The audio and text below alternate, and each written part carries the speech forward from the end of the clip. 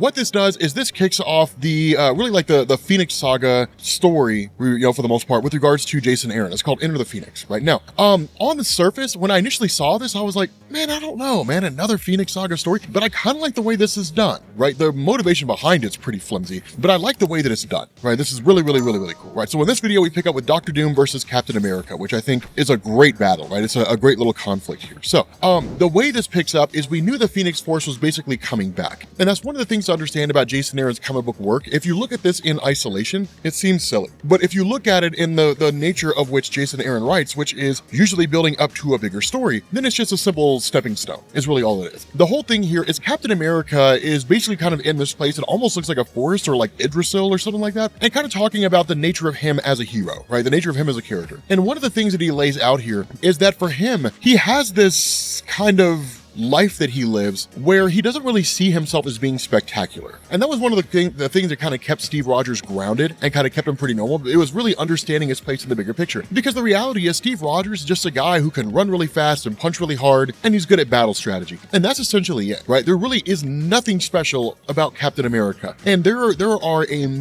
veritable mountain of characters who could overpower and destroy him with ease. What makes Captain America so significant in Marvel Comics is the fact that he is a battle-hardened guy, that he is so good with military strategy, the experience he brings to the table during his time in World War II, despite having been frozen for a number of years. But he's the guy who can basically organize the superhero community. He's the guy that everybody looks to when they're trying to figure out what they need to do when they're facing off a particular conflict, right? So Captain America's position in the superhuman community is really more of a position of respect and ceremony than just outright raw power. But it's one of these things where as soon, in the middle of this whole thing where he's kind of musing and talking to himself, suddenly he's attacked by Doctor Doom. Right now, the way that Jason Aaron writes Doctor Doom is amazing because I love Doctor Doom as a character, right? I have always loved Doctor Doom as a character. He's not my absolute favorite, but I've always loved him as a villain of sorts because he's so arrogant and so full of hubris that he refers to himself in the third person, right? Which is just downright arrogance.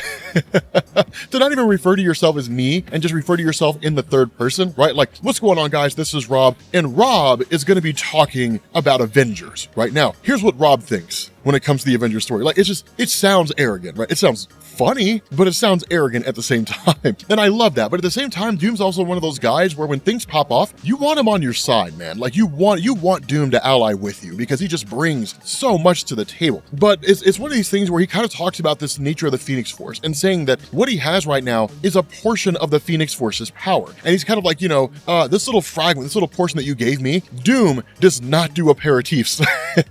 You will give me the full totality of your power, right? We will end this farce of a tournament. It reminds me of the scene from Borat when he's talking to the chick and he's just like, I will look through your treasures now, that kind of a thing. And nonetheless, it's basically Dr. Doom has received a portion of the Phoenix's power and is going toe to toe with Captain America, right? And the idea is to take, or to eliminate Captain America in the tournament. Now, we don't really know the basis behind this tournament. We don't really know why it's happening. We'll find out here in a second.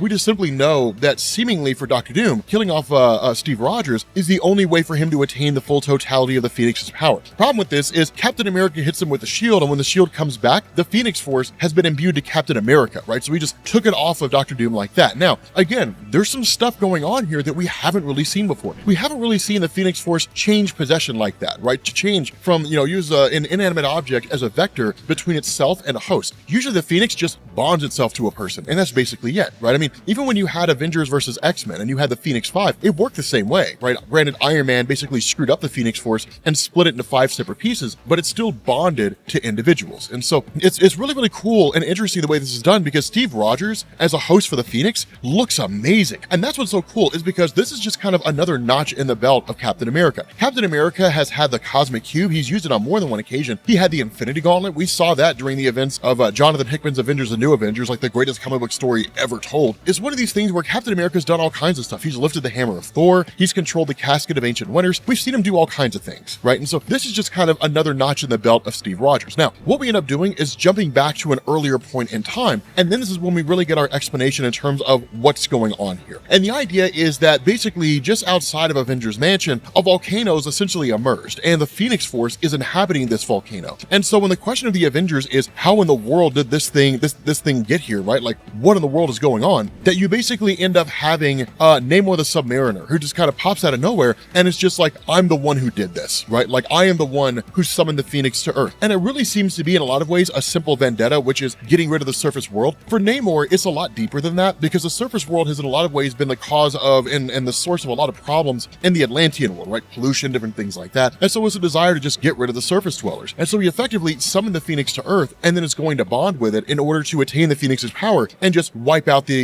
all humans across the surface. The problem is that as soon as he gets there, he's immediately met by Wolverine. Now, an important thing to understand is Wolverine was sent here by the X-Men. And the reason why is because we know just from Marvel's publication history, the X-Men have an exceedingly close tie with the Phoenix. Now, for those of you guys who are new to comics and you don't really know what that means, the important thing to really just grasp out of this is that Jean Grey was the first real Earth-based human to become a host for the Phoenix. More recently, Marvel's changed that, and they established that there were actually other people before Jean Grey who were a host for the Phoenix Force. But even with that being the case, Jean Grey was the first person to ever use the full totality of the Phoenix's power and then actually become a villain while she had the Phoenix's power. That was the whole idea behind the Dark Phoenix storyline. She essentially went crazy and ultimately ended up becoming a bad guy. And so the X-Men's history with the Phoenix Force is very, very strong, because then you have Rachel Summers, who's the daughter of Jean Grey and Cyclops from an alternate reality, who was a host for the Phoenix. Emma Frost, who was the leader of the X-Men at one point, had possession of the Phoenix Force. And so it's one of these things where the Phoenix is just almost intertwined with the mutant population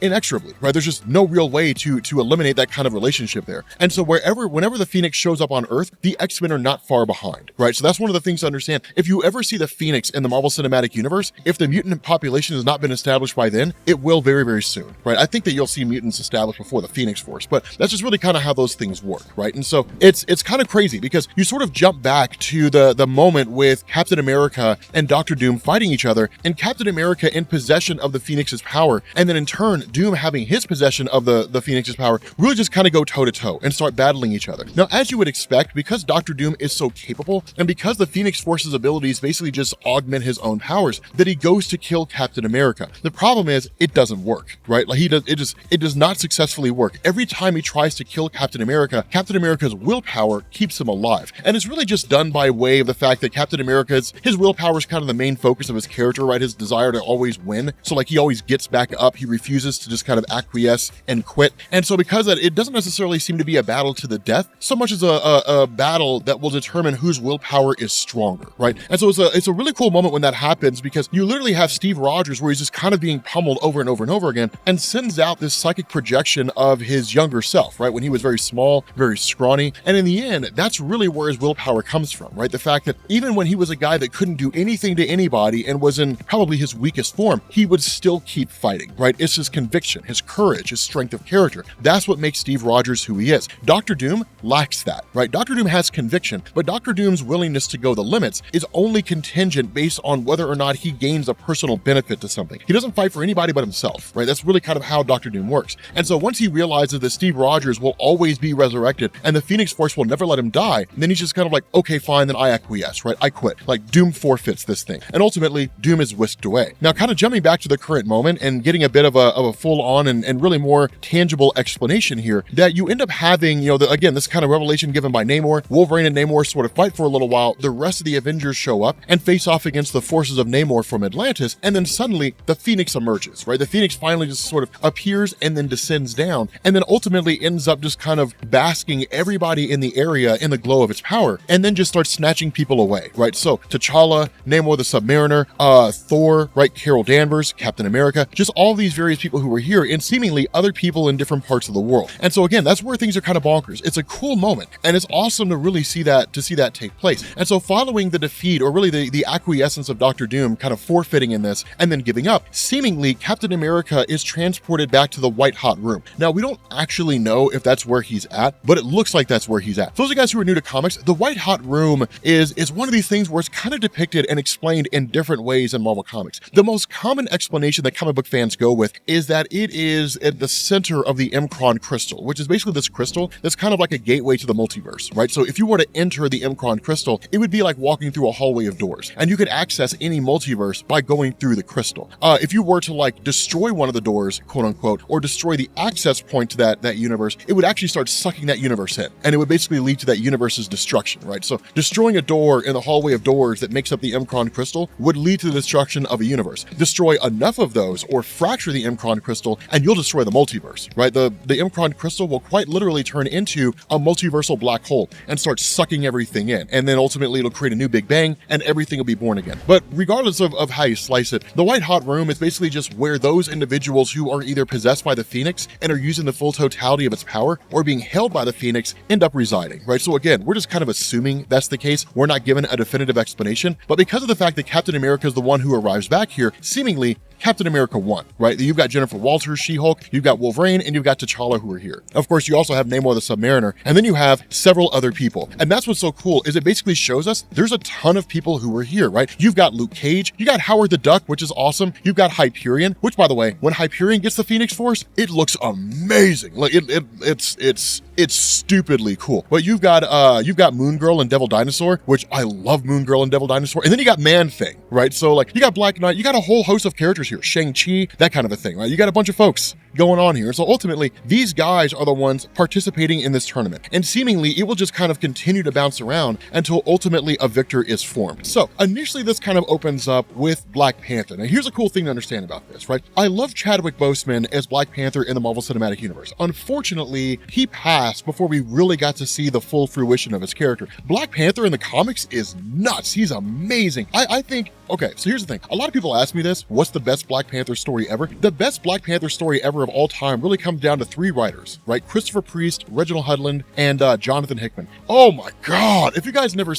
read Jonathan Hickman's Avengers, the New Avengers, check out the playlist down in the description, right? It's a ridiculously good, it's so amazing. It's such a ridiculously good story. Anyway, so this basically opens up with Black Panther kind of musing to himself. Now, while I will say that Jason Aaron, of course, doesn't handle Black Panther as well as Jonathan Hickman did, he still does it exceedingly well, right? So one of the things that makes T'Challa such a formidable guy is one, like the abilities he has from the Panther God, but two, his intelligence and his ability to be dispassionate in a situation, right? And so he kind of talks about this whole concept that's going on. And he kind of says that like Steve Rogers, punches the scenery impatiently because all he really knows how to do is fight. Thor laughs to hide his brooding. Carol Danvers broods to hide her laughter. Tony armors his fragile ego, one egotistical word at a time. Like, we all have our routines. And that's the cool thing here, right? It's one of the things about Black Panther. When he originally joined the Avengers of Marvel Comics, he did it to spy on the team, to make sure they were never going to be a credible threat to Wakanda. It's one of the coolest revelations that came out of Marvel at the time, back in the 70s. Really, well, it wasn't really until the 70s that you kind of find out what was going on, but it was cool, right? The 70s, 80s, that kind of a thing. And so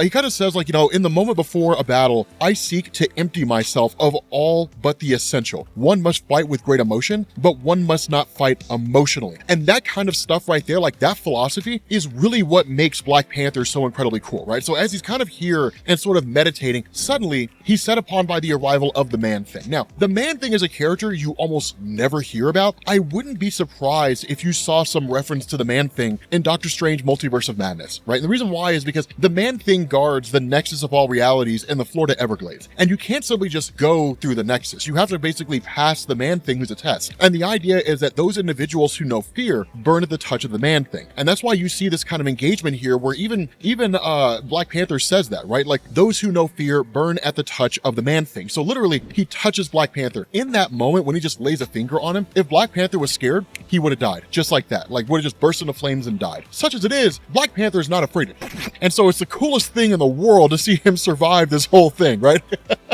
See him survive this. At that point, it just turns into a knockdown, drag-out fight. Now, the disappointing thing about this is that while Black Panther is a great character and him being imbued with the power of the Phoenix is super impressive, in the end, it's momentary. I mean, I will say, Black Panther with the Phoenix Force looks amazing. Like, dude, it looks amazing. I love the way this looks, and I kind of want to see him stay like this forever because it looks like the coolest thing ever, right? Like, it's awesome. Right, basically what I'm saying, right? It just looks awesome. But the reality is, Jason Aaron kind of makes this so fast because it's designed to show what T'Challa's capable of when he attains such a high level of power. And we've seen him do that before, right? When T'Challa when he got the Infinity Gauntlet, when Black Panther had the Infinity Gauntlet during Jonathan Hickman's Secret Wars, dude, it was nuts, right? He literally led an army of the dead against God King Doom, against Emperor Doom, and had like no fear. His conviction, his resolve was absolute, and it was one of the coolest things, right? So essentially, he just kind of of punches a hole through the Man-Thing, pummels him, and then burns him, right? Now, the reality is the Man-Thing will regrow. In a lot of ways, he's kind of Marvel's version of Swamp Thing, so he'll always regrow, he'll always end up coming back, and then Black Panther basically shows back up to the White Hot Room. Now, there is a little bit of discussion here among the various people who were in this spot who kind of talk about what's going on and where they're at and what's happening. Wolverine answers it pretty quickly and basically saying that they're in the White Hot Room. They're basically in a place that's reserved for those individuals who have the power to possess the Phoenix Force, but it also makes sense that because the Phoenix is using them for a tournament, the Phoenix would use it as a way station, right? Just kind of use it as a place to hold them, and they're effectively cut off from everything, right? So like Black Panther, for example, cannot commune with the Panther God or with the Black Panthers of the past. He can't even talk to his own Panther God, right? He's kind of shut off from all these different places. But suddenly there's people here that we weren't really aware of before, right? Like you've got Shauna, who's the queen of the Savage Land. You've got the Orb. I don't even know why he's here. But ultimately, you have Namor the Submariner, who kind of goads and sort of boasts and kind of says, look, like, you know, I don't know, like what's, you know, I know what's going on, but like at the end of the day, like I don't really care about any of these people's bickering, like just tell me who I need to fight and that'll be it. Now he's kind of trying to goad people into a conflict so we can kind of weed individuals out one-on-one. Now ultimately She-Hulk is the one who takes the bait, but she's immediately attacked and kind of set back by the Phoenix and is like, no, right? Like you will fight who I want you to fight. And so the next person selected in this tournament is Luke Cage. Now Luke Cage with the Phoenix Force, yeah, it kind of looks okay, right? It's not the greatest thing in the history of the world. He fights American Eagle, who's basically just a guy from the Navajo Nation. So it's almost kind of like John Proudstar to a degree. It's pretty interesting. You've got Shauna, you know, the She-Devil, basically the leader of the Savage Land. For those of you guys who don't know what that is, the Savage Land is a place in Antarctica where you basically have like dinosaurs and stuff like that. And different people have used it as a base of operations, but it's like the Earth in prehistoric times, which is confined to that area of the Antarctica. Now, the reason why it exists is because of the Beyonders, who are kind of conducting a small scale experiment and essentially doing an almost Noah's Ark kind of situation, which is where they had a race, travel around the world, and then basically round up all these different flora and fauna and then drop them off in the Antarctic and leave them there. And then it kind of allows, you know, people to use it for their own ends. And there's all kinds of like civilizations and societies there, but at the end of the day, they're fighting on the blue area of the moon, which is a portion of the moon that has oxygen. Of course, she's not going to fight Lunella Lafayette, right? The moon girl. She's just going to fight like Devil Dinosaur. Devil Dinosaur with the Phoenix Force looks terrifying. It looks horrifying. I would never want to fight a T-Rex with a Phoenix Force. It looks horrifying. But you kind of see these things, right? You know, in Subterranea, basically the realm of a combination of the Deviants and the Mole Men, you basically got Jane Foster facing off against the Orb. So not a whole lot going on here. One of the cool moments that takes place is at Wundagore Mountain, right, which is technically the home of the High Evolutionary, and you've got Hyperion, who's imbued with the power of the Phoenix. Now, the reality here is, of all the people in this group, the most powerful, just under ordinary circumstances, is Hyperion. He's the closest that Marvel has to Superman in Marvel Comics. He's like the definitive Superman analog in Marvel Comics, but yeah, him with the Phoenix Force looks cool, and so having his power bolstered by that of the Phoenix, he dwarfs everybody here. In all honesty, it's the one part of the story that I don't like in terms of the way that Jason Aaron handled it, in the sense that Hyperion with all this power is just kind of like, man, like, you know, I can feel my fingers like reaching into infinity, right? Like I've got cosmic awareness now, right? He basically knows everything going on across the universe and then becomes afraid of it because in his mind it's like, oh my God, like I'm gonna go crazy. I'm gonna use this power for evil, different things like that, and kind of has this existential crisis and then just gives up, right? And then you get to see Shang-Chi with the Phoenix Force, which looks really cool, but he just gives up. And it's probably the weakest moment. It's like, really, Jason Aaron, you gave the Phoenix Force to essentially Superman and you have him give up? Like, come on. But at the same time, I also kind of understand because this guy could have just overpowered and destroyed everybody, right? Like everybody would have just been completely and totally obliterated. And so there's really not a whole lot you can do there. Now, the next thing that we get is actually in Greenwich Village, where Doctor Strange exists, at least in Doctor Strange's kitchen, where you have Howard the Duck facing off against the Red Widow. Now, the Red Widow is a new creation by Jason Aaron, right? She appeared in Avengers issue number 10. We know that she is not Yelena Bova, just because of the fact that Yelena Bova appeared way back in the day. She's been around for a long time in Marvel Comics. So, you know, she's not really new here. I mean, she appeared back in an Inhuman story in 2005. So, you know, Yelena is not a new character. As far as Red Widow goes, she never talks or well, obviously a chick, right? She's got boobs, but like she never talks. Only women are ever trained to become widows anyway, but like she never talks. We never hear anything from her. We have no indication of who this chick is, right? So it's a wholly different beast. Of course, she beats Howard the Duck to death, right? Destroys Howard the Duck, and that's kind of it. But following that, you have kind of the Phoenix Force letting off this psychic projection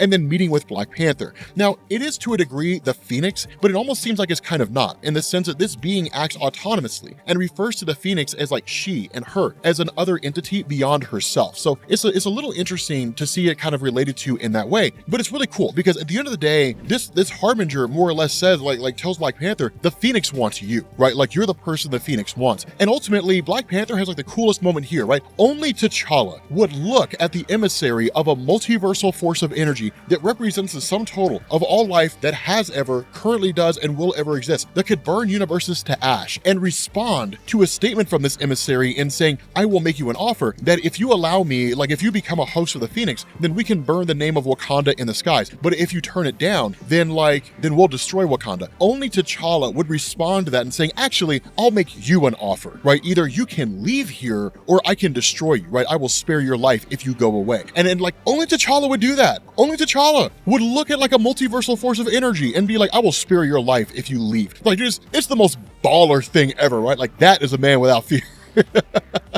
That is a fearless dude. But like literally Black Panther, that's the thing, man. Like Black Panther is cool. Like people love Black Panther because of Chadwick Boseman's portrayal in the MCU. But like you don't know the half of how awesome Black Panther is in Marvel Comics, right? He is so cool, right? Like, but one of the coolest things about him is his loyalty as king to Wakanda. Make no mistake, no matter what you see Black Panther do as like an Avenger, or if he's fighting alongside the X-Men, or when he took the role of Daredevil and became like Black Panther, the man without fear, it doesn't matter. If Black Panther has to make the choice between saving Wakanda and letting the world die, he'll let the world die, right? He'll let the world burn before he lets anything happen to Wakanda, right? He'll even turn against the world and destroy it if he has to in order to save his people. His loyalty to his citizens is that strong. It's just, he's such an amazing character. I love the character of Black Panther. And so whether it's because of the fact that he was mouthing off to the Phoenix or because of the fact that the next round has started, regardless of what the reason was, Black Panther is basically teleported back to the Florida Everglades where he faces off against Nighthawk. Now, here's the thing about Nighthawk, and I'm not sure I'm really on board with this. Nighthawk is Kyle Richmond, who's an interesting character. I'll be honest with you guys, I think the biggest moment Nighthawk ever had is when he was basically shanghaied into the Squadron Sinister by Roy Thomas and Sal Buscema back in 1969, right? Like that whole Squadron Sinister thing. He's been around ever since, but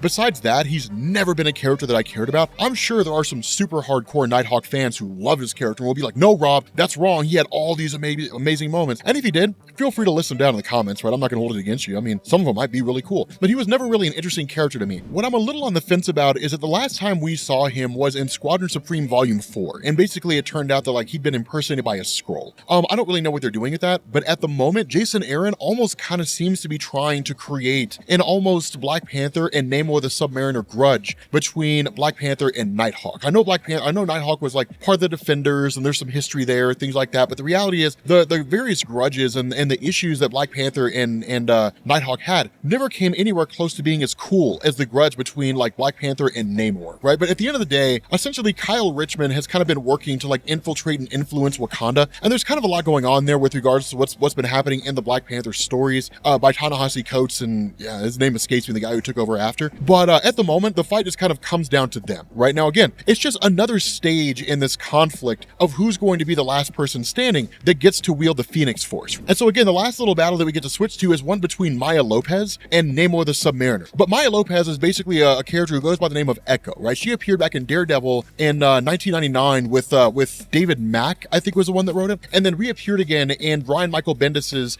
New Avengers, which was great. But Maya Lopez basically has the ability to mirror the power or mirror the fighting style of anybody she sees by just watching it, right? Like for example, during the old 1999 Daredevil story, she actually saw a fight between Daredevil and Bullseye, and then was able to like copy the moves of both, and then went to go fight Daredevil and actually overpowered him, right? So like it was really cool to see that happen. She's like a female version of Taskmaster, more or less, except Tony Masters can do what he do partly because of him being born with that power, and then also because his power was bolstered, right, by like a formula that he took. So there's some things that kind of enhance him and make him, you know, a little more capable just beyond what he was normally able to do. But Maya Lopez is cool, right? And so Maya Lopez kind of being imbued with this power of the Phoenix, going by the name Echo, by all standards of measurement, it looks like she'll probably end up being the winner just because of the caveat of being able to duplicate the powers or the fighting style of anybody she sees. Ultimately though, she's going against Namor the Submariner, and Namor the Submariner does not hold back. He looks amazing as the Phoenix, but Namor, man, here's the thing, man, people sleep on Namor sometimes. That's the thing, like people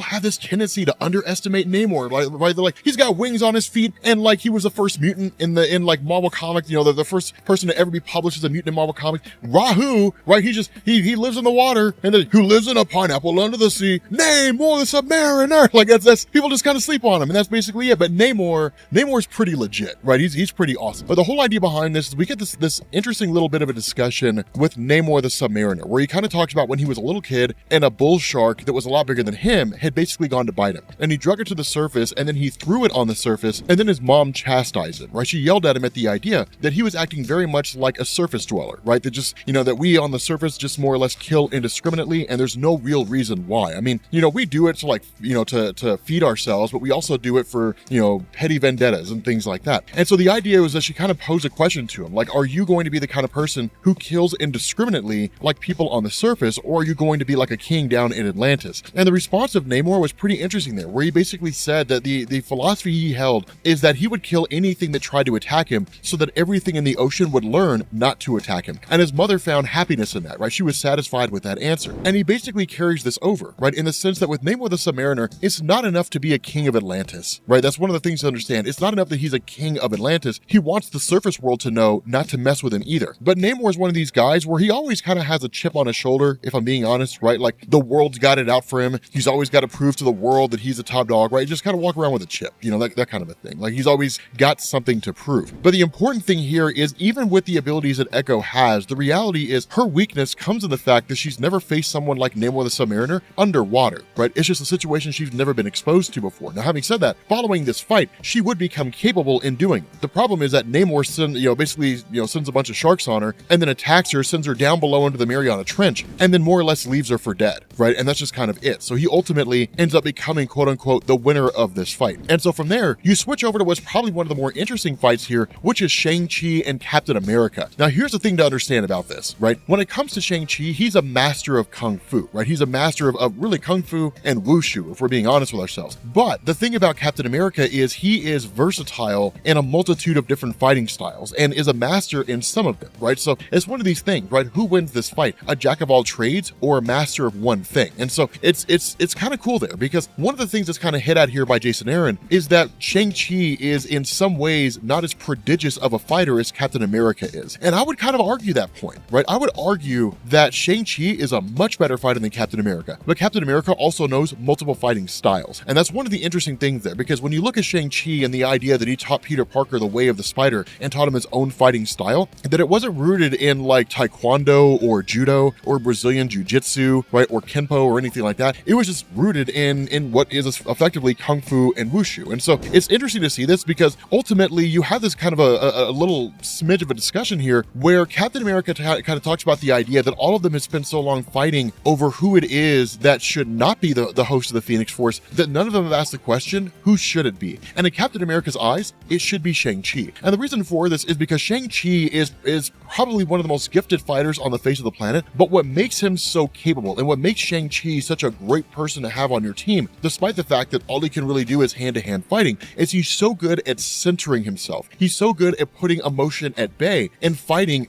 like just cleanly and logically, right? Just focusing on the situation at hand and moving forward in that capacity. And that's why Captain America says, like, I want to train you, right? I want to help you hone your fighting style and your skills. I want you to become the best host for the Phoenix. Now, it's not as though Captain America is like, coming out with me and I'll teach you like the Wakandan fighting style and all that kind of stuff. It's more or less kind of helping Shang-Chi. But again, I would argue that like there really isn't much for Captain America to offer here when it comes to Shang-Chi, right? He's not like he's this brash and reckless kid who's just fighting more with heart than mind. He's clear-headed, right? He's probably the best fighter on the face of the planet. I would say he is. I think he really is the best fighter on the face of the earth, maybe outside of Taskmaster, right? Taskmaster could probably get the upper hand on Shang-Chi. Outside of Taskmaster, I think that like he's the best fighter on earth. But again, it's one of these interesting things where ultimately Shang-Chi's just like, and really even Captain America kind of agrees, one of us has to win. And so ultimately Shang-Chi has like this amazing moment, right? Where he breaks out his weapon and then you get just this thing where he comes lunging at Captain America and it's like this typhoon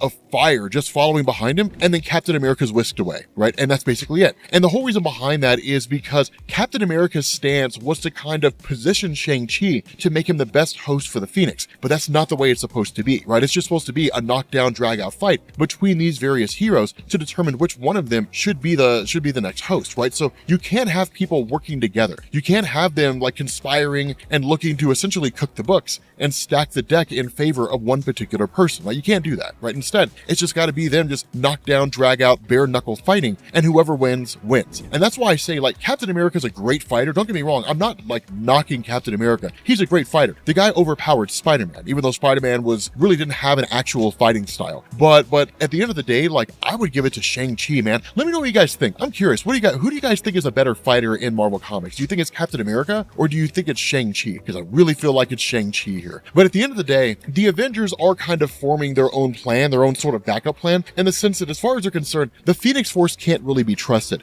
And this is one of the things that I'm not a big fan of in terms of how Marvel's handled the Phoenix Force recently, right? The Phoenix Force, when it was introduced by Chris Claremont in Marvel Comics, was more of a philosophical concept than it was just like a thing that existed out there and did some stuff, right? That the Phoenix Force was designed to kind of represent like this primordial life-giving force, but sort of represent this idea that even the most pure of people can become twisted and evil and become bad guys, right? Jean Grey was, by all standards of measurement, pure of heart. And the Phoenix Force was this concept that didn't really understand or want to know good and evil, right? It was just this primordial force. But when you look at Chris Claremont's X-Men run, it's kind of this idea that like the human race is an infection, right? It's almost kind of like a disease or an illness. And everything we touch, we screw up. And so when you look at the Phoenix, for example, when it took control of Jean Grey, that all the emotions that Jean, more or less experienced, at least at the time the story was written, corrupted the Phoenix Force. Now, later on, Marvel changed it and basically had it reveal the fact that the Phoenix just impersonated Jean Grey and was not actually Jean Grey. But the way that Chris Claremont originally wrote the Phoenix and Dark Phoenix stories, it was Jean Grey, right? It was literally Jean Grey herself. So again, it's one of those interesting things that in a lot of ways, if you look at the Phoenix and the Dark Phoenix saga, it's a cynical critique on humanity, right? That we are really just more of a problem than anything else. And so one of the things that you get here, this is kind of an interesting situation, is you have a couple of fights that take place and none of them are of any major significance. You do get to see She-Hulk as the Phoenix, which is okay. I mean, it's interesting, it's cool. It's whatever. But then you end up transitioning to the Ukraine, right? And you've got Chernobyl, the exclusion zone, right? Which most of you guys know from the Chernobyl meltdown that the radiation there is insane. And unless you have some kind of a protective suit, you cannot go there, right? Or you'll grow like, 2 extra eyes and like 15 legs, right? It's just, it'll kill you, right? The radiation will kill you. But that's where the vampires largely dwell in the Marvel mythos. And so when you have Black Panther who's teleported there, Black Panther basically comes into contact with Wolverine, right? Wolverine, who's imbued with the power of the Phoenix. Now, the other cool thing that happens here is that Thor begins to kind of launch this assault that's really designed to distract the Phoenix alongside Carol Danvers and Iron Man and Ghost Rider. But the funny thing here is that the Phoenix persona basically manifests itself to Thor and says, no, like, stop, right? Like I need to talk to you, Thor, because there is a secret that your father never revealed to you. And so from there, what you get, kind of focusing on this Wolverine versus Black Panther fight, this is an amazing fight here. And the reason why is because it's kind of this answer to the question, like, which one's better, vibranium or adamantium? Now, in reality, those of us who read comics know adamantium's better. The only thing that can really take out adamantium is anti-metal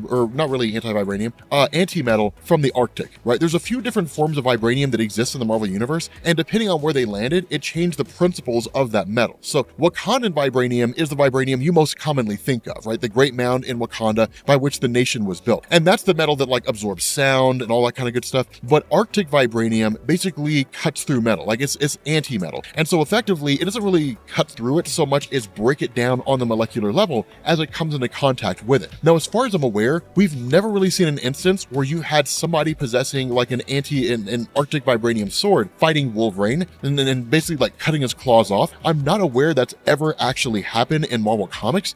So I'd be curious to see if it did, right? To see if that's actually the case. By all standards of measurement, given the principles of Arctic vibranium, it should, right? It should, as an anti-metal, it should be able to cut through Wolverine's adamantium. But it's one of these weird things where Marvel's kind of like, nothing can destroy adamantium. Nothing can harm adamantium, So Marvel kind of goes back and forth, right? But the long and short here is that Wolverine effectively starts to get the upper hand on Black Panther. Now, one of the things to get here, and this is what makes this fight so cool, kind of like, Wolverine versus Black Panther, what makes this so cool is not just the fighting styles. That Black Panther is trained in a litany of fighting styles, and even really his core main style of fighting is rooted in kind of a combination of a bunch of different styles that he's all kind of merged together into an amalgamation, which can kind of be considered like a Wakandan martial art, even though that is its own style of martial art. It's what the Dora Milaje use, but like Black Panther has his own unique style. But Wolverine has been around for a few hundred years, and he's trained in pretty much every martial art that exists, right? So Wolverine is a prodigious tremendous fighter. He is a highly capable fighter. He's not a master of all of them, but he's certainly more skilled than Captain America is. You combine that with his brute force, his tactics, and the fact that his body's laced with adamantium, Wolverine is a ridiculously hard enemy to kill. And that's why things are so nuts, is because between the intelligence, right, the mental capacity of T'Challa combined with his fighting style and his ability to think in the heat of battle, along with Wolverine and his experiences in combat,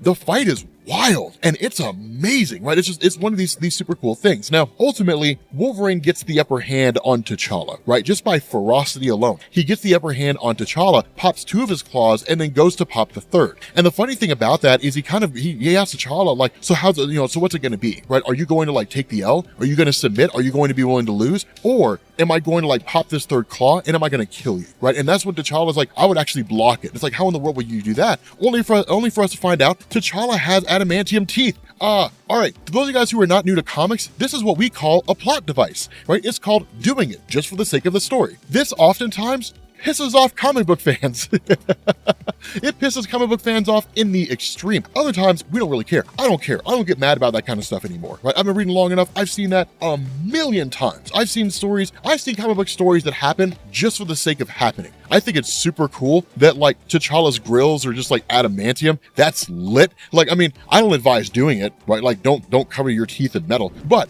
the whole thing about this is ultimately like this allows Black Panther to get this momentary upper hand where he literally kicks Wolverine in the balls and then basically gets the upper hand on him, right? And like the fight like literally pummels him to death, like uses his claws and just tears right through Wolverine, right? And that's the end of that. Now, ultimately, Wolverine's healing factor would allow him to live. And the way this kind of seems to go as far as the Phoenix is concerned is like, if under any other circumstance it'd be considered a legitimate death, then like they become the winner. And that's basically it, right? So again, the fights kind of continue on and various people, various foes facing off against each other. But jumping back to Thor, Jason Aaron makes an odd choice here. And the reality is that anybody who's been reading his Avengers run kind of knew it was coming up to this point. And honestly, I'm not necessarily against it. Essentially, the Phoenix reveals that it's Thor's actual biological mom. Odin and the Phoenix essentially touch naughty bits, and that it led to the birth of Thor. Now, this is kind of intriguing because for a long time, Thor's mom was Gaia, right? The sentience of Mother Earth. But the truth about this is it never mattered because Marvel never did anything with it, right? It was just like, it was a thing that was there, right? And like, that was it, right? It was just a thing you knew. And so you just kind of knew about Thor's mom. So the reality of this is, anybody who kind of gets pissed off about this, I think is only really coming from one of 2 directions. One is because of how it was done by Jason Aaron, how it was revealed, or 2, because they just don't want things to change. Because no one out there, right? No one out there reading comics, like those of you guys who are new to comics understand this. There's no one sitting in a comic book store right now who's just celebrating the fact and has like all kinds of memorabilia that represents the fact that Gaia is the mother of Thor, right? Like no one's out there like, that's one of the greatest moments in comics, right? When we learn Gaia was the mother of Thor. And it's a hallmark of comic book mythos, right? Like nobody out there is saying that. So in reality, I think it's kind of cool that like Thor's mom is the Phoenix. Now the question to ask here is, what's Marvel gonna do with it? That's the real question to ask. But it does in a lot of ways kind of answer the question why it is that Thor's so, literally far more capable than any of the other Asgardians. You could kind of chalk it up to the fact that he's the son of Odin and just sort of leave it at that. And it would make sense. But the idea of him being the son of the Phoenix really kind of adds a lot of explanation to why it is that he's so powerful. It certainly does a better job of explaining why he's more powerful than being the son of like Whoopi Goldberg from Captain Planet, right? I mean, that certainly makes a lot more sense, right? So again, it's a cool concept here. I like it and I'm kind of digging it. Now, of course, this sends Thor on a warpath who just kind of refuses to believe any of what he's hearing. And even Jason Aaron kind of plays a little fast and loose and says like, is the Phoenix really telling the truth here? I mean, Thor kind of accuses it and says like, I refuse to believe this. And the response of the Phoenix is, well, whether or not you refuse to believe it doesn't matter, right? Like it's still true. So a lot of it seems to be accurate. This is one of those moments in comics where we're not actually going to know it's true until Jason Aaron follows up and confirms that it's true, right? Like Thor goes to Odin and Odin's like, yeah, I basically banged the Phoenix. At which point if I was Thor, I'd be like, damn, all right, cool, man. Good on you, right? Like the Phoenix is hot. Like, I didn't even mean to make that pun. I didn't even mean to make that pun.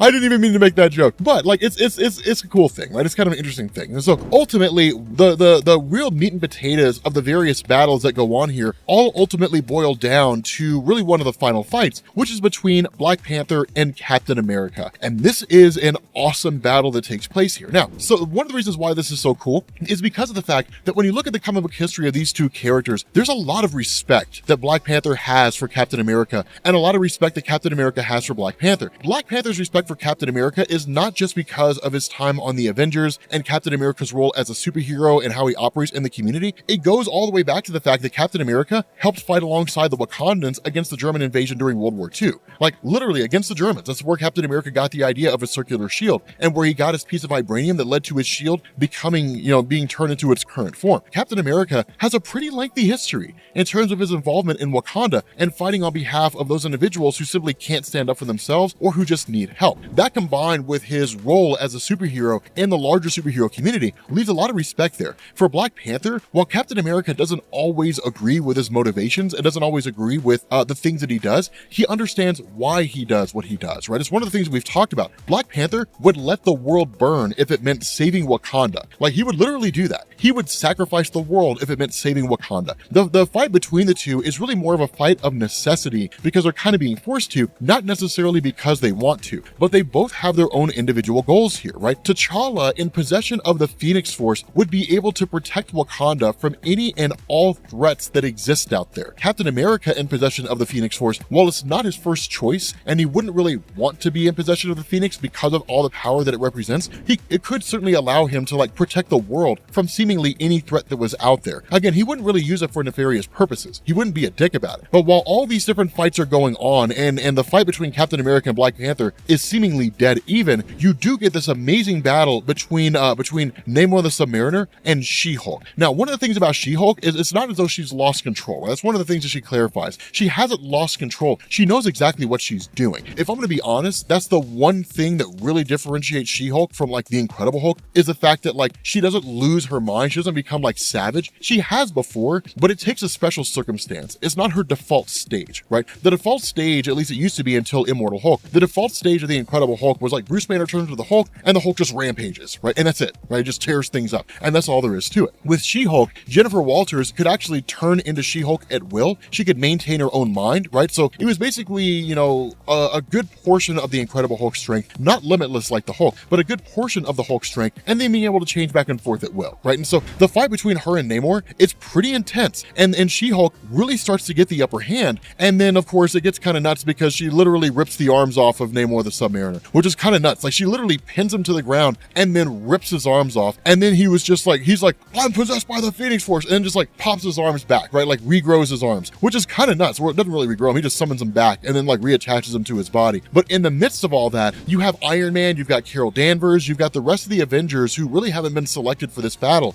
Basically the ones who were left out, so I guess they weren't cool enough to be on the kickball team. But these guys end up having their own plan where they're effectively going to charge up the Avengers Mountain, right? Like the Celestial, this Prime Celestial. They're charging this guy's power up for the intention of firing it off at the Phoenix and essentially destroying the Phoenix, or at the very least, getting it to leave the Earth. Now the reality, and this is an important thing to understand here, the power of a Celestial is dwarfed by the power of the Phoenix, right? The Phoenix Force's power is way beyond anything that any Celestial would have, right? So it's really more of just like a last-ditch effort, and Iron Man even goes as far as to say, this is not a fight that we can win, right? But like, at the very least, we can just do something, right? We can try a thing, right? And just hope the thing works, that like the Phoenix is like, okay, you know what, screw this, and then leaves. But like, if the Phoenix decides to destroy this Celestial and then destroy us and the world, there's nothing we can do to stop it. And so in the middle of one of these great big huge fights, suddenly a hand emerges from the ocean and then just absorbs the entirety of the Phoenix Force from like both combatants involved, right? And then from there, just starts traveling around. It takes the Phoenix Force off of Jennifer Walters. It takes the Phoenix Force off of Namor the Submariner. It snatches it away from like Captain America and Black Panther. It literally just yanks it away from every single person. And the Phoenix Force finally realizes it's chosen its host, right? That now that it has its host, the kind of emissary or the